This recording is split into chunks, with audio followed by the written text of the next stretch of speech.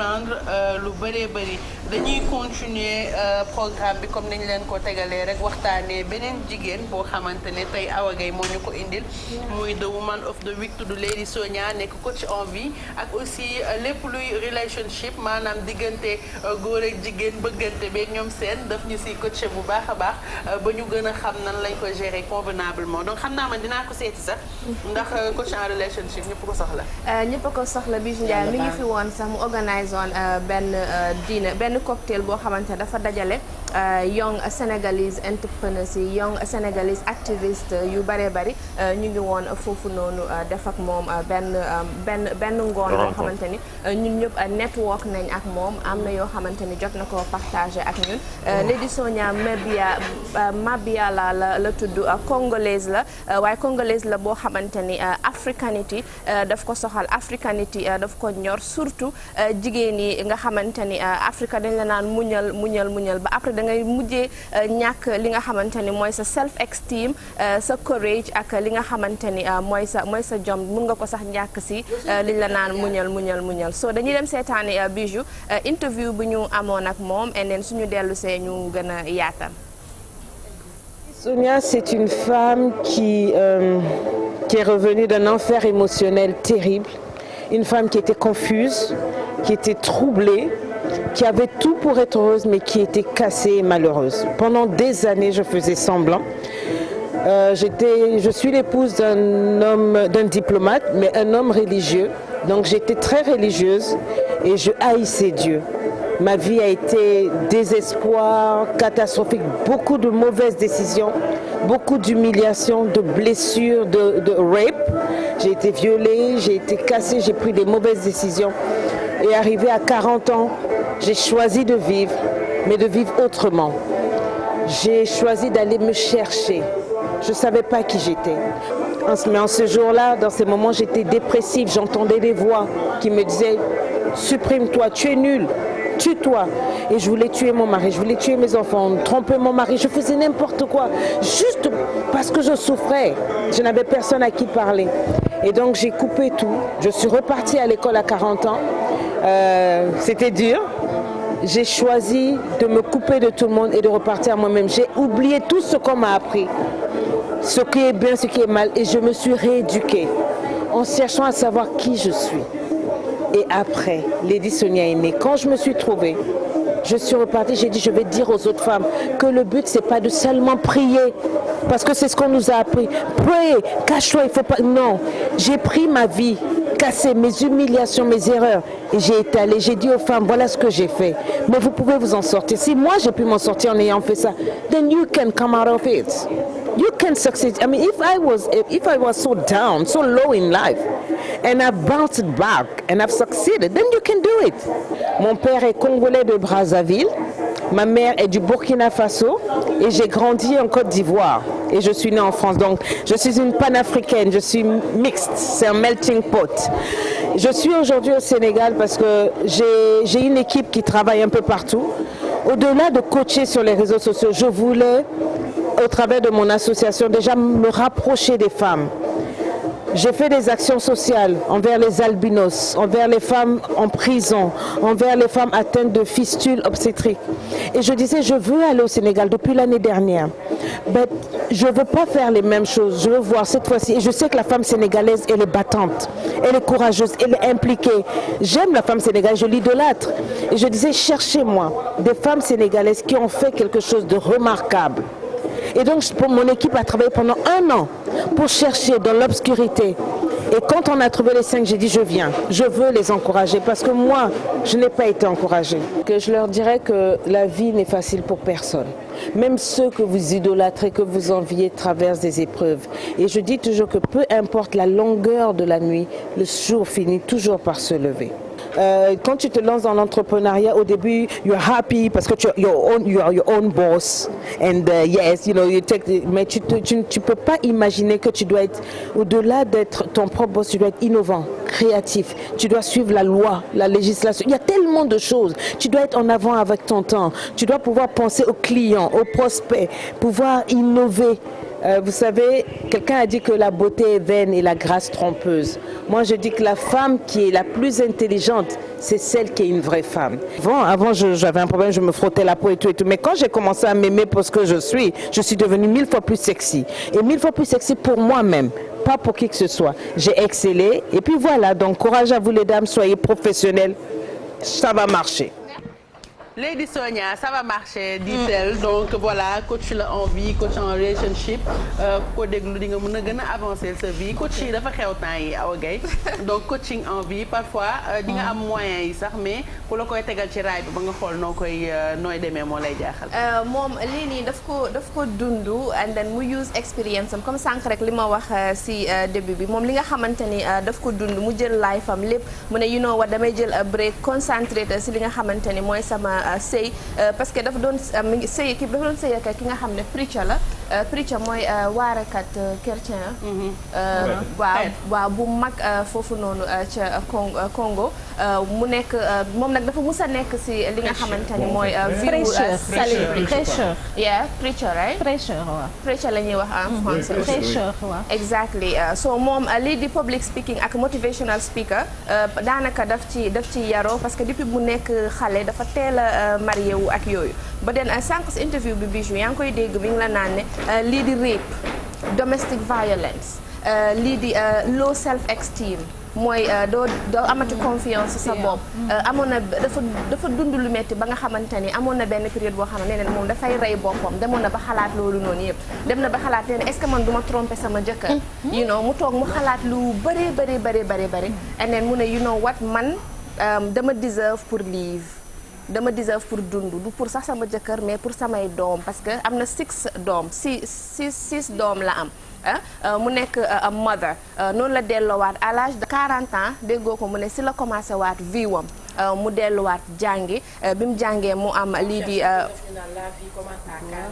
exactly you know no Pape Cheikh philosophe la you know mu am lii di master's degree in commercial engineering bi rek laay ñëw lii di life coach mu def ko business xam nga Bijou Ndiaye tey da ngay am problème nga ne benn maire koñ maire bi ñu ne sëykat la yàgg na fi musul fay lu nekk daj na ko ak yooyu noonu dañ la naan da ngay xool si kii waaye xëj na ñoom amuñu moyen ba pour business pour monétiser ko moom nag daf ko monétiser mu def ko business ñu ràññee ko bu baax a baax very organized woman loolu tax na ba ñii di waa UN United Nations am na benn agency boo xamante ni moom jot na liggéey ak ñoom ñu daal di ko certify coach mu nekk a coach of life a coach of relationship bi nga xamante ni ñun ñëpp ku nekk di nga am koo xamante ni mooy sa mentor di nga am koo xamante ni mooy lii di sa motivational person koo xamante ne da ngay xool si moom nga roy si moom ki mooy coach mooy mentoru xale yi bees yi quoi nouvelle génération. Maintenant après il faut dire que les réalités ne sont pas les mêmes. Donc c'est un couteau à double tranchant. waaw mais c'est bien mais ñun tamit d'où l'intérêt parfois aussi de privilégier réalité yi suñu ay réalité dëkk bu nekk da ngay am sa réalité donc yenn saa yi ñëpp mënuñu coacher ñëpp de la même manière mu jàll parce que dëkk ku nekk da ngay am même ci biir dëkk bi sax ñun fii day am ay Sénégal Gambie machin dëkk yi ñun dañoo am ay bàjjen bu amee ku amee jafe-jafe ci sa sëy da ngay am bàjjen booy dem góor ki am na nijaay wala sa yaay koo xam ne mooy sa confident mais léegi dañu bëgg a wax ni métier yu bees la métier yu am la léegi coach yi da nga koy monétiser dañ koy monétiser même boo ko monétiser lu ñuy expliquer mooy peut-être moom réalité bu mu am Congo. du boole ak suñu bos. non mais après tey pour mu coacher la pour nga mën gën avancer ci sa vie. c'est un couteau à double tranchant mën na jàll mën na bañ a jàll. mais li muy wax it's just normal it's reality it's li muy wax is loo xamante ni is common sense man gisuma dara lu ci extraordinaire parce que tey yow boo nekkee jigéen dañ la naan ñun ñëpp ñu ngi advocate for da ngay dem liggéeyi da ngay gëm sa bopp da ngay taxawal sa bopp mais tamit du tey di nga sëy di nga jàpp sa famille ak yooyu noonu so moom lim lay advice rek in terms of relationship daf la naan jigéen sa self esteem bul sëy ba lose sa self esteem bul sëy ba ñàkkal sa bopp fayda bul sëy ba dof bul sëy ba dee bul sëy ba jëlee si everything loo xamante ne après yow say doom duñ fekkee sa njëriñ and stuff like that. mais du contraire rek loolu nag ce n'est pas ça colle pas avec nos valeurs. oui ça colle pas avec nos valeurs. parce que mooy li may wax ñu dañuy sëy ba dee. mais da ngay sëy sa kër jëkkër bañ na ko ñëw sëy bi sax dañ ko donc changé. quelque part blocage mais je trouve que genre mais dëgg la sëy yi. je trouve que instant bii nii mën na ci wax développé ci loolu ay sëy yi gars yi dañu pour changer non sëy bi mais bon léegi nag seen génération bees bii nii mën nañu ko wax bon en fait yi nga xamante ne vous êtes émancipés. les femmes léegi da ngeen changer. mais xanaa xamoo lu tax genre coach yi di bëri de plus en plus. parce que léegi dañoo libérer la parole ak les réseaux sociaux ak médias yi.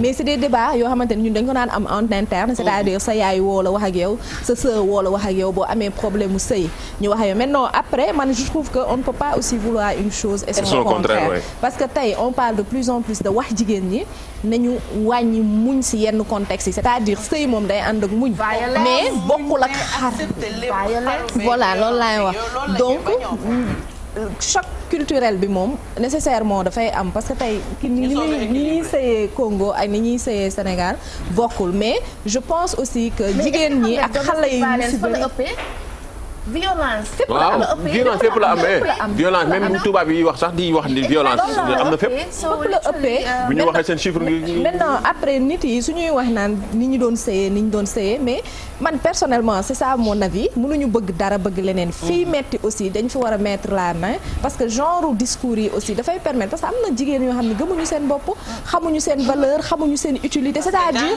jàngaluñu leen ko donc après. souvent fii xale au lieu ñu lay valoriser. dañ lay xas sa karaw yu taxaw yeeg. ni nga moo dee sa boobu cokkaar. sa wax waaw merci moo boobu laa. sa boobu cokkaar.